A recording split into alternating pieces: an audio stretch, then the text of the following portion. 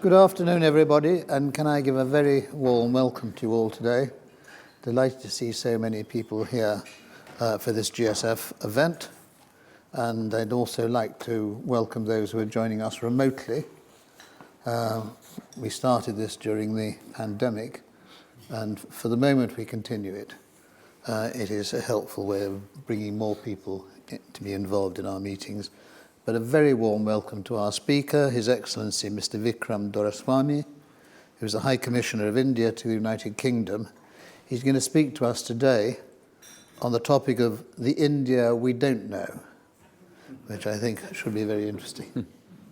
I'll introduce him shortly, but before I do so, can I say first of all I'm delighted he's here, because for a long time I've wanted to get the Indian High Commissioner to address us, and I'm delighted that he has finally agreed to do so today. First of all, a couple of short housekeeping notes. Our next event will be our Christmas debate and drinks, which will take place next door in the smoking room at lunchtime on Tuesday, the 12th of December. I'm delighted to announce the return by popular demand of those who we have known in the past as the three tenors, to address us on three foreign policy areas of the various parties. First of all, Lord Campbell of Pittenweem, Ming Campbell, who was leader of the Liberal Democrats from 2006 to 2007. The Right Honourable Sir Malcolm Rifkind, who was Foreign Secretary 1995 to 97, and the Secretary of State for Defence, and he was Secretary of State for Defence before that. And finally, the Right Honourable Jack Straw, Secretary of State for Justice, 2007 to 2010, Foreign Secretary 2001 to 2006, and Home Secretary from 1997 to 2001. They're going to speak in a debate entitled Making UK Foreign Policy in a More Contested and Volatile World, and those words are in inverted commas, priorities, challenges and choices for the new Foreign Secretary. I will chair that meeting. The subject, the title we've given it, it comes from a recent and much respected report of Parliament, and so I'm not challenging them, they are. Invitations will be emailed out to you this afternoon. Please check your inboxes and let Jacqueline Jinks know if you are able to attend. But turning to today, the format for today's event is once again a hybrid one. For those attending the event today remotely via Zoom, it's a view only. Looking at today, His Excellency Mr. Vikram Doraiswami has been India's High Commissioner in the United Kingdom since September 2022. And prior to joining the Indian government, he worked for a year as a journalist. He took a master's degree in history from the University of Delhi. He spent over 30 years in the Indian Foreign Service, with foreign assignments in Hong Kong, Beijing, New York, at the Indian Mission to the United Nations, and Johannesburg in South Africa, where he was India's Consul General. He's had ambassadorial assignments in Uzbekistan, in the Republic of Korea, and as High Commissioner in Bangladesh.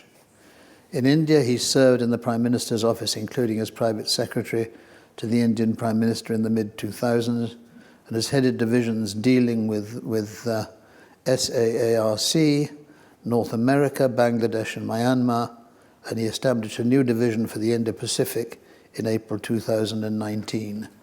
He speaks Chinese, some Korean and some French. His interests include reading, sports, fitness, travel, history and jazz. He's an avid reader and a long-standing fan, I'm pleased to say, of P.G. Wodehouse. His wife works in education and they have a 23-year-old son. As I've said, it's a real pleasure to welcoming him to GSF today. I know that we're all very keen to hear what he has to say. It's a fascinating part of the world, and India is an extraordinary country, fast emerging as the leader of the global south. And following the successful presidency of the G20 this year, culminating in September's summit, there has been much discussion of the global role India will choose to play in the future. I know that when the Minister of External Affairs, Dr. Jaishankar, was in London very recently, in fact, he timed his visit so that he met not one but two British foreign secretaries in the course of 2 days, which is quite an achievement. He spoke of the new India that is coming into being, so I'm hoping we'll learn more about that new India today. The High Commissioner will give his opening presentation on the India we don't know for about 20 minutes, after which he and I will have a short conversation together, and then I will open it to the floor for questions and answers from the audience. And as usual, I will close it firmly on the dot of 2 o'clock so that those of you who need to get away to work can do so in good time.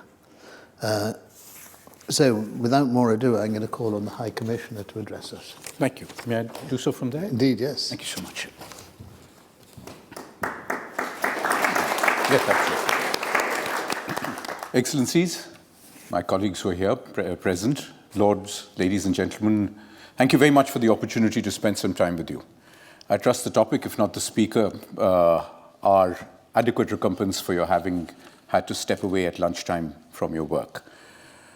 I think the topic is and ought to be relevant from the standpoint of the transformation that is underway in India and why it ought to matter to an audience here. Let me start by saying that the change that is underway in India is as much a generation-defining process as the one I witnessed as a younger diplomat serving in East Asia with the transformation and rise of China in the 1990s. It is equally consequential, I believe. Of course, I'm biased, but that is not just because I'm Indian. It is because the India story is unique in its complexity, unique in its scale of challenges, particularly since 1947, and because it is unique in trying to address them within the framework of a democratic policy. We all often recognize that change is inevitable, and yet we also sometimes also recognize that humanity is often late to recognize change when it does happen. In fact, we usually recognize change when it overwhelms us. Not to pick on anybody, but The Economist in the early 1900s harumphed at the idea that automobiles were a thing. It talked about how horses would inevitably stage a comeback and would continue to be the transformational process through which transport would be run. So too, change in India has had its skeptics. For many, it was assumed with certitude that India would continue to lumber forward ponderously, moving forward, but slowly, a promising nation that always would promise to do better. This, we Indians at least began to believe, was the best we could expect. And it was not unreasonable for us to look at our vast population, our staggering diversity, the enormous challenges we face at every turn, to believe that holding together as a complex society was quite enough. But here's the thing. Young people tire of the status quo very quickly. As technology shrank our world to a palm-sized gadget, aspirations grew, and with it, impatience. Especially among Indian youth, several hundreds of millions of them. No nation, certainly not a country of complexity such as India, can sit back and wait for change to happen. And so it is that the pace of change has accelerated, first steadily in the noughties, and now in this past decade, tangibly, palpably so. In short, India is changing at pace and scale that is wide-ranging and transformative. So let me make one bold assertion. In the 3/4 of a century that India has re-emerged as an independent nation, the country is changing faster than ever before. It is doing so in the framework of democracy, and it is attempting one of the most ambitious transformations ever seen in the free world. Let's assess that bold statement somewhat carefully. The processes that are underway in India at scale are enormous. It's easy to say since India has always been the land of big numbers. But what makes the process remarkable is the base from which change is being built. Consider where we were at the moment of our freedom at midnight in August 1947. At the time, India had a population of around 340 million, with a life expectancy of 30 years, with chronic disease and malnutrition as the norm. Millions had been uprooted on both sides of the border after partition, with low literacy rates at around 16%, only 17 universities. 90% of the population was below the poverty line.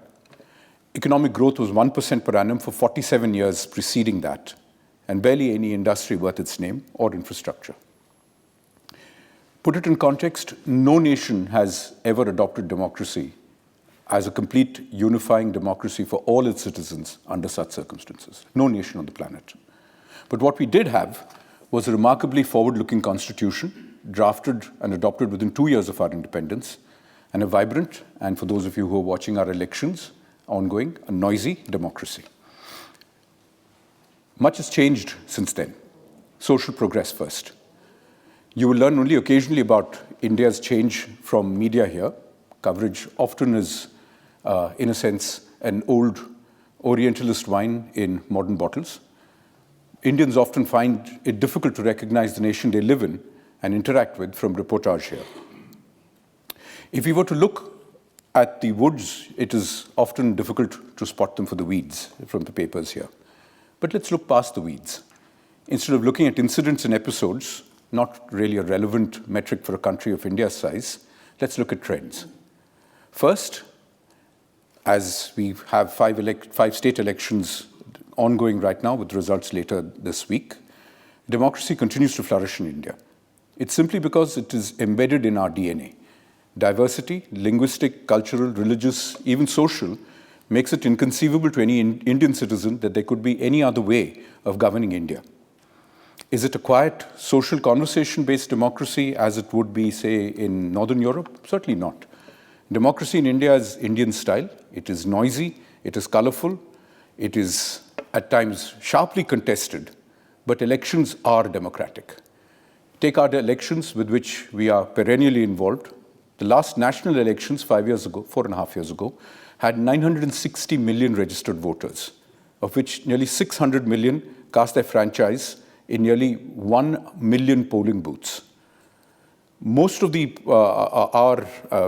to speed that piece up, unlike most democracies, we also use electronic voting machines and have been using them since 2003. No dimple chads for us.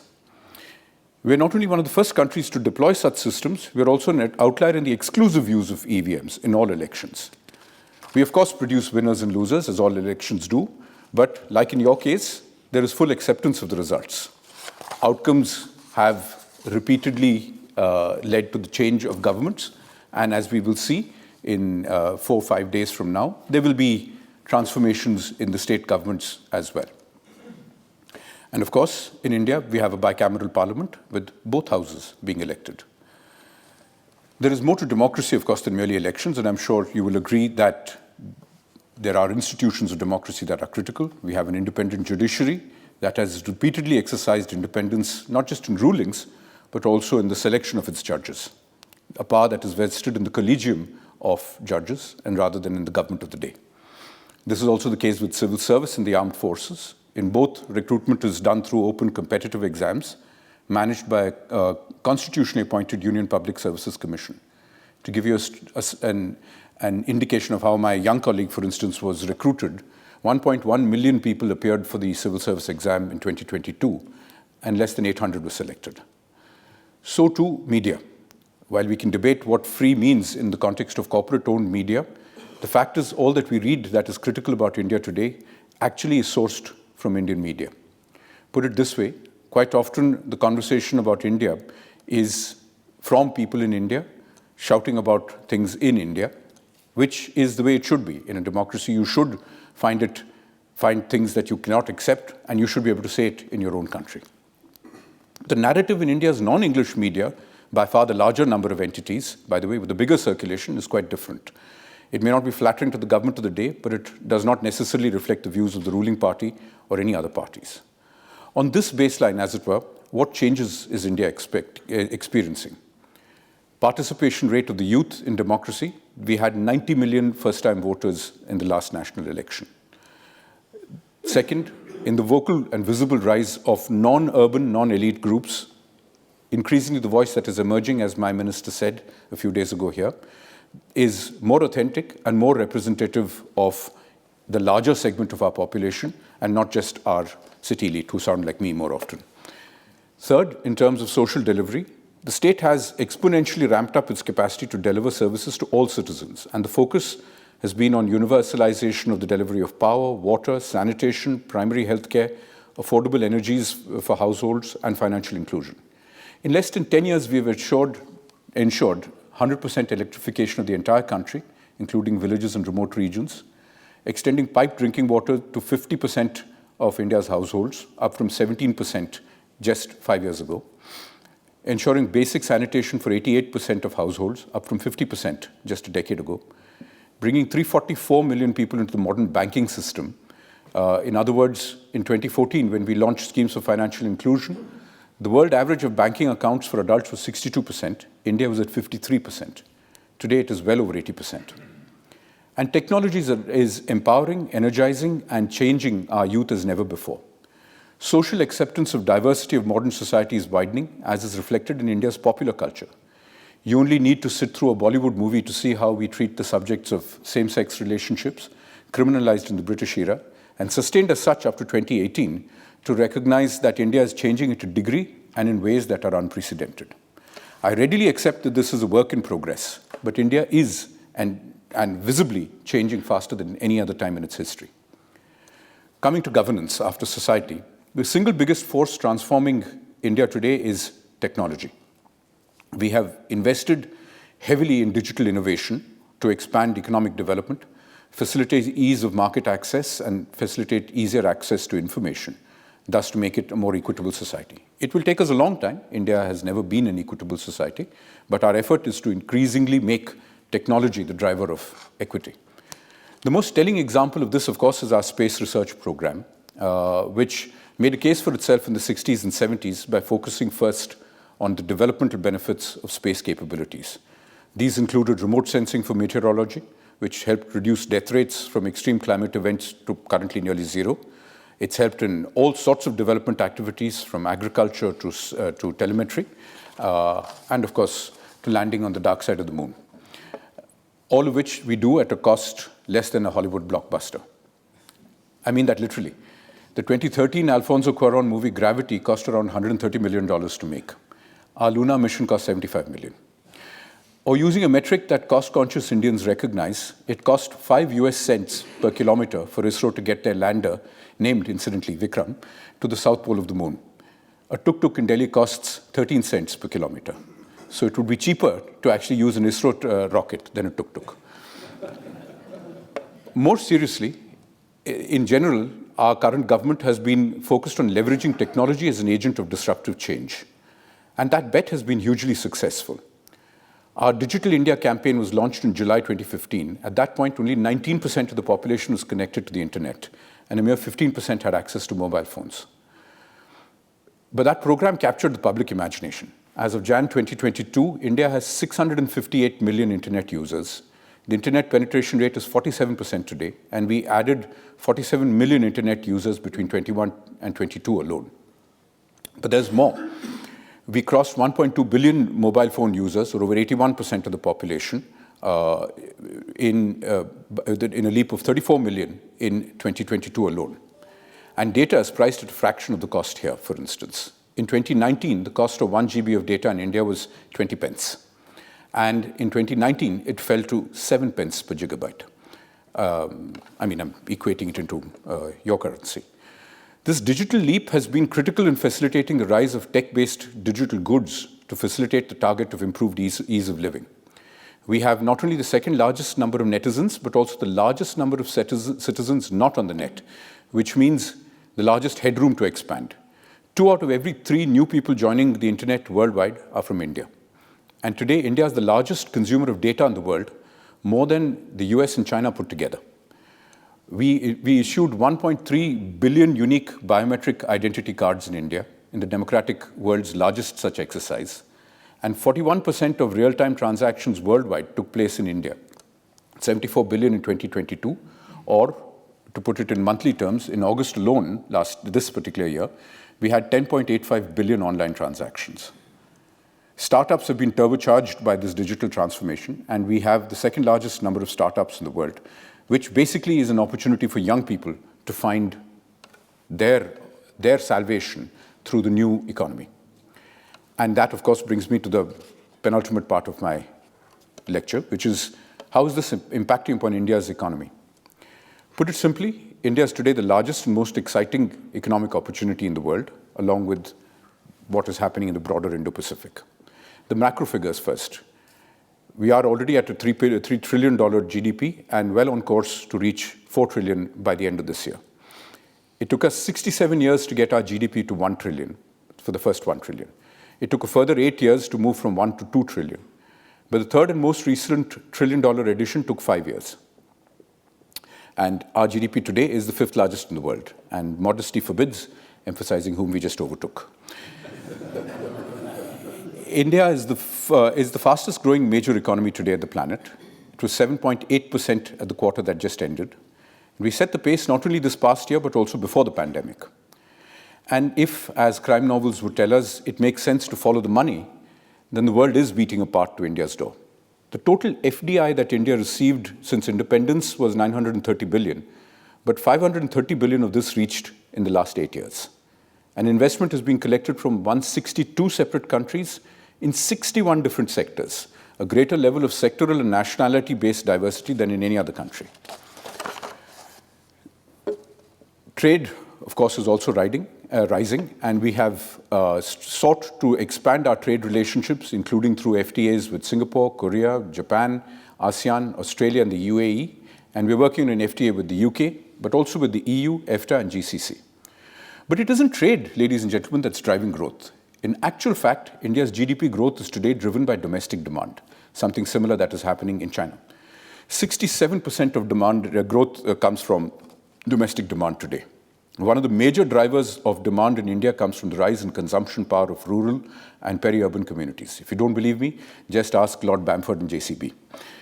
The extraordinary rise in the number of people buying backhoe loaders in tier 3 towns and villages is to be seen to be believed.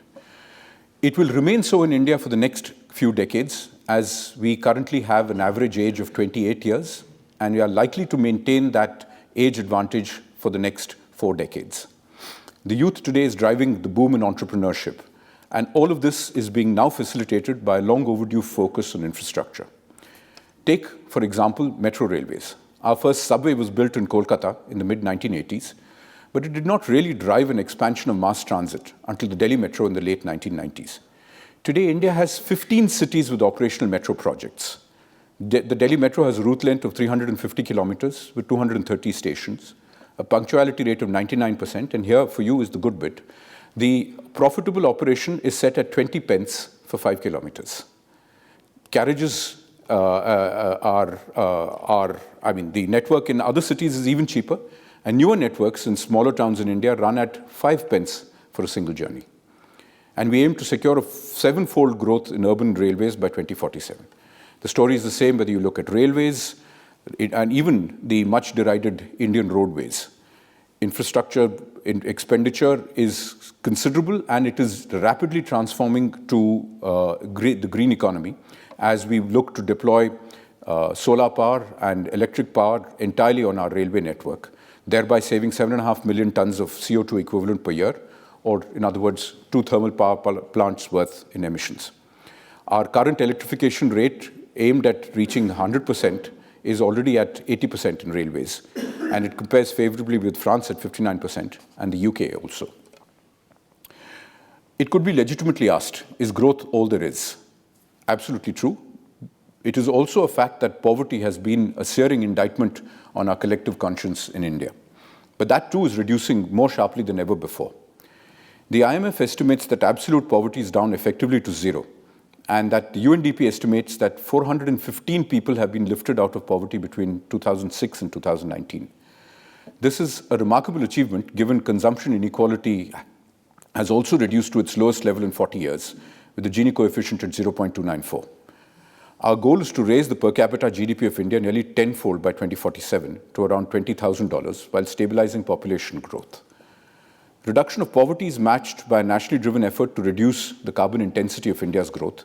Even though at 1.8 tons per capita, India's emissions are a fraction of larger economies.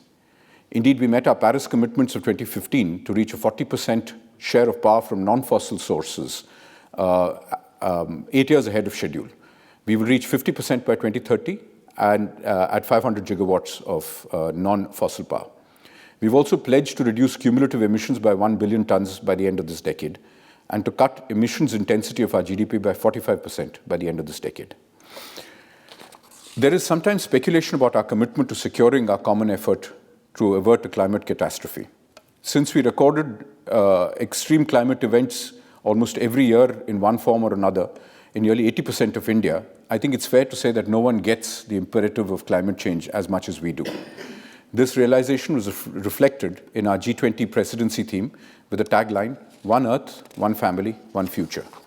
And the outcomes made it abundantly clear. Our goal was to try and ensure that since humanity is inextricably interlinked, not the least by suffering, but also by the needs of addressing changing climate.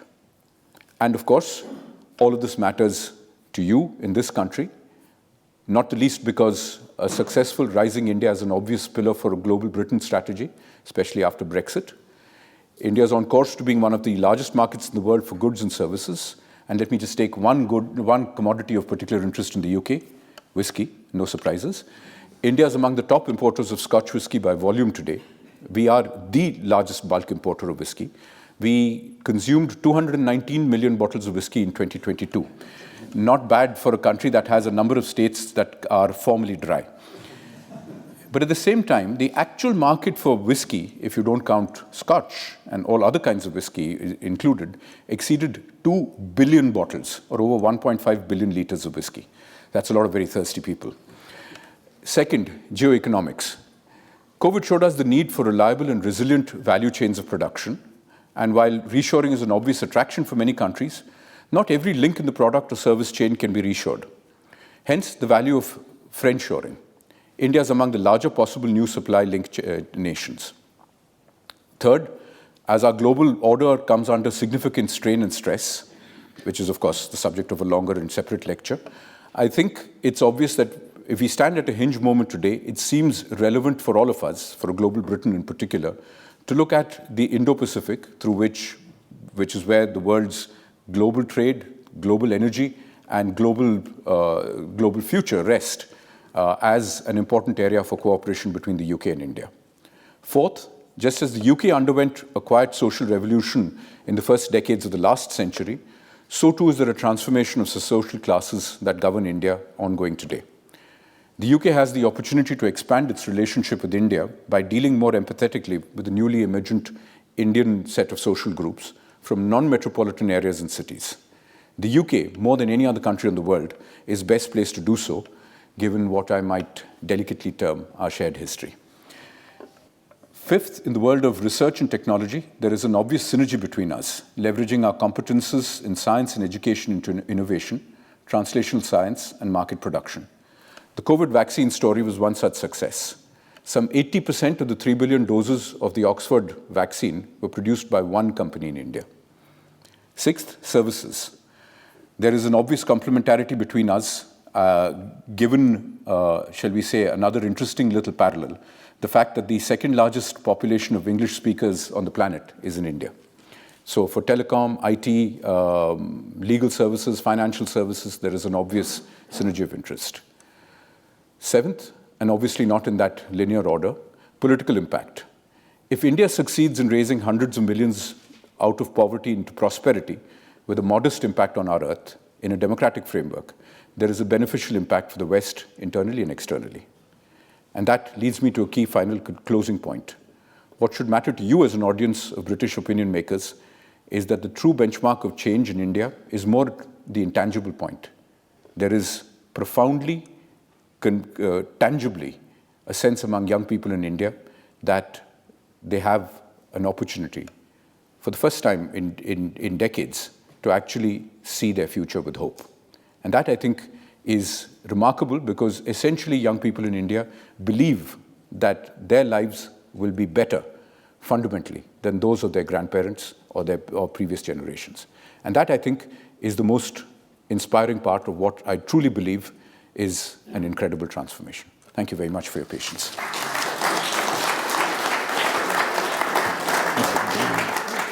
Fascinating session, lots of food for thought for the future. And I'm really very grateful to you for taking your time. Thank you so much. To come and speak to us today. And I'd ask you all to show your appreciation to our commission.